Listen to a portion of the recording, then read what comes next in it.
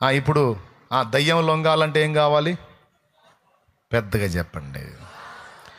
స్వస్థత కలగాలంటే ఏం కావాలి? ఆత్మకు రక్షణ కలగాలంటే ఏం కావాలి? 3. 4వది, లోకమును జయించిన విజయం ఏమిటి? దేవునికి ఇష్టడై ఉండాలంటే, దేవునివన్నీ స్వతంత్రించుకోవాలంటే, దేవుని యొద్ద నుండి జవాబు పొందాలంటే, నువ్వు ఏదన్నా చెప్పి ఆడికే రావాలి. ఆడికి రావాలి? విశ్వాసం అనే దగ్గరికి, ఆ పాయింట్ దగ్గరికే రావాలి. అంటే విశ్వాసం అంత ప్రాముఖ్యమైంది. నీళ్ళ మీద నడవాలంటే ఏం కావాలి? సముద్రం పాయలవ్వాలంటే ఏం కావాలి? ఆకాశం నుండి అగ్ని కురవాలంటే ఏం కావాలి? బండ నుండి జలం రావాలంటే ఏం కావాలి? జరిగిందంతా విశ్వాసాన్ని బట్టే. విశ్వాసమును బట్టి వారు సముద్రములో నడిచిపోయిరి, మేఘము కింద నడిచిరి, ఆత్మ సంబంధమైన బండల్లోనిది త్రాగిరి. విశ్వాసమును బట్టి. అన్నిటికీ విశ్వాసం అంత కీలకం. అర్థమైందిగా? విశ్వాసం అంత కీలకము. ఈ విశ్వాసాన్ని మనలో స్థిరపరిచి అభివృద్ధి చేసేది, గ్రోత్ చేసేది ప్రార్థన. అది ప్రభు నేర్పింది. ఏమైనా అర్థమైందా? ఏంటిది అది? ప్రార్థన.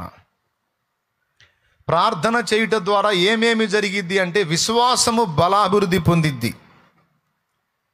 అందుకే వాడు శత్రువైన సాతాను మన ప్రార్థనా జీవితాన్ని దెబ్బకొడతాడు ఎక్కువ. అది ఏమైనా అర్థమవుతుందా నేను చెప్పేది? దేని దెబ్బ కొడతాడు? దేనికి లేనంత శోధన ప్రార్థనా జీవితానికి ఉంటుంది బిడ్డలారా.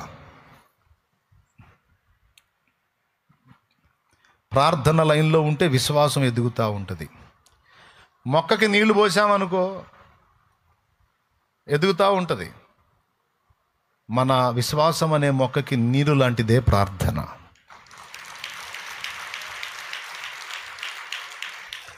నీలో విశ్వాసం తరిగిపోవాలంటే నువ్వు ఒక్కటి చేస్తే చాలు, ప్రార్థన తగ్గిస్తే చాలు, ఆటోమేటిక్గా డౌన్ అయిపోయింది. బాడీలో గ్లూకోజ్ తగ్గితే నీరసం వచ్చి అడ్డం పడ్డట్టు ప్రార్థనా జీవితం తగ్గితే చాలు, విశ్వాసం డౌన్ అయిపోయింది. మీరు గమనించి చూడండి, మనం ప్రభువుని నమ్ముకున్న క్రొత్తలో భలే విశ్వాసం ఉంటుంది మనకి. కార్యాలు కూడా అలానే చూసాం. కానీ రాను ఇప్పుడు అంత విశ్వాసం మనకు లేదు. ఎందుకంటే స్టార్టింగ్లో విశ్వాసం ఉంది. ఆ విశ్వాసం గ్రోత్ అవ్వటానికి మనం ఎడదెగక ప్రార్థన కూడా చేసాం. ఎందుకంటే కొత్త కదా, కొత్త ఒక వింత, పాత ఒక రోత అని. క్రొత్త కదా, ఆ క్రొత్త మీద మనకి ఇంకేం బట్ల, టీవీలు బట్ల, సినిమాలు బట్ల, సీరియల్ బట్ల, పక్కింటోళ్ళతో సుత్తి సోది ఏం బట్ల. మనకి అప్పుడే మనం కొత్త ప్రపంచంలోకి అడుగు పెట్టాం కనుక ఆ ప్రపంచం మనకి బాగా అనిపించింది కనుక సమయమందును అసమయమందును ఏ కొంచెం కాళ్ళు దొరికినా సరే మోకాళ్ళేసి అయ్యా ఏసయ్యా దొరికావయ్యా, నిధివయ్యా, బంగారు కొండవయ్యా, అయ్యా అయ్యా అని. కదిలితే ప్రార్థన, మెదిలితే ప్రార్థన, కూర్చుంటే ప్రార్థన, లెగిస్తే ప్రార్థన, కంచం ముందు ప్రార్థన, మంచం దగ్గర ప్రార్థన, ఖాళీ టైంలో ప్రార్థన, ఉదయం ప్రార్థన, మధ్యాహ్నం పని దగ్గర గ్యాప్ టైంలో, లంచ్ బ్రేక్లో ప్రార్థన, సాయంత్రం ఇంటికి రాగానే స్నానం చేసి ప్రార్థన, కూర్చుంటే ప్రార్థన, లెగిస్తే ప్రార్థన. ఈ ప్రార్థన ఎంత బలంగా ఉందో విశ్వాసం కూడా అంతే బలంగా ఉంది. కార్యాలు కూడా దేవుడు అలా చేసుకుంటూ వచ్చాడు. ఎంతమంది ఒప్పుకుంటారు ఈ పాయింట్ని? రాను మనలో విశ్వాసం కాదు, ముందు ప్రార్థన తగ్గింది. ప్రార్థన అనే అగ్ని మీద ఎప్పుడైతే వాడు నీళ్లు పోయటం మొదలు పెట్టాడో, ప్రార్థన చల్లారిపోయిందో, మన ప్రార్థనా బలిపీఠం ఎప్పుడైతే దారిద్ర్యతతో నిండిపోయిందో విశ్వాసము మనలో తరిగిపోవటం మొదలుపెట్టింది. ఇప్పుడు విశ్వాస విషయంలో బలహీనులమై కూర్చున్నాం. కొత్తగా రక్షణలోనికి వచ్చినోడు కలిగి ఉన్నంత విశ్వాసం సీనియర్ విశ్వాసికి లేదు. మళ్ళీ ఈ విశ్వాస డైలాగులన్నీ సీనియర్టీ, పెద్ద సీనియర్ డైలాగులన్నీ వాడుతూ ఉంటారు. కొత్తగా వచ్చినోడు ప్రార్థన చేసి విశ్వాసంలో బలంగా ఉండి పొందుకున్న కార్యాలు చూస్తుంటే ఈ సీనియర్ విశ్వాసికి సిగ్గు కలిగిద్ది. కానీ ఏమనుకుంటుందో తెలుసా? కొత్తలో మాకు కూడా అంతేలే, స్టార్టింగ్లో మాకు కూడా అంతేలే, పిలిస్తే పలికాడు, మరి ఇప్పుడు ఎందుకో పలకట్ల అంటే ఆయనలో మార్పే రాలా, నీలో వచ్చింది దరిద్రం. ఏం దరిద్రం అంటే ప్రార్థనా దారిద్ర్యం. అబద్ధాలు ఆడకుండా చెప్పండి, స్టార్టింగ్లో నువ్వు దేవుని తెలుసుకున్న క్రొత్తలో ఎడతెగక ప్రార్థన చేసావా లేదా? ఎల్లప్పుడూ మెలకువగా ప్రార్థన చేసావా లేదా? నేను చెప్పింది నిజమా కాదా? రోజుకి ఎన్నిసార్లు చేసావు క్రొత్తలో, ప్రభుని నమ్ముకున్న క్రొత్తలో ప్రార్థన? ఎన్నిసార్లు చేసావు కాదనే, ఎప్పుడు చేయలేదని అడుగు. ఎప్పుడు చేశా. నిద్ర లేవగానే మోకాళ్ళు వేసేదాన్ని, మోకాళ్ళు వేసేవాడిని. లంచ్ బ్రేక్లో మోకాళ్ళు వేసి ప్రార్థనలో ఉండేది. సాయంత్రం ప్రార్థన, నైట్ మోకాళ్ళ మీదే నిద్రపోయేవాడిని. మరి ఇప్పుడు నేను చెప్పనా, పొద్దున ఒక 10 నిమిషాల ప్రార్థన, సాయంత్రం మంచం కాడ ప్రార్థన. అది కూడా సత్తామేమో, నైట్లో నిద్రలోనే సత్తామేమో అని సావకుండా కాపాడటానికి ప్రార్థన. దేవునికి స్తోత్రం, హల్లెలూయా. మళ్ళీ చాలామంది నిద్రలోనే గుట్టుకుమన్నారు కదా, అందుకని అయ్యా పొరపాటు నిద్రలో సత్తానేమో, సావకుండా తెల్లారి మళ్ళా లేపయ్యా. ఎంత దరిద్రం, ప్రార్థనా దారిద్ర్యం. తమ్ముడు, ప్రార్థన విషయంలో ఎప్పుడైతే దారిద్ర్యం ప్రాప్తించిద్దో, విశ్వాస విషయంలో కూడా దరిద్రుడుగానే ఉంటావు, దరిద్రురాలిగానే ఉంటావు.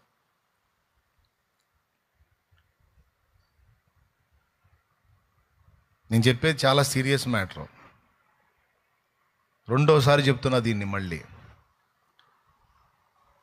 నీ విశ్వాసం మండుచూ ఉండాలి అంటే నీ ప్రార్థనా జీవితం మండాలి.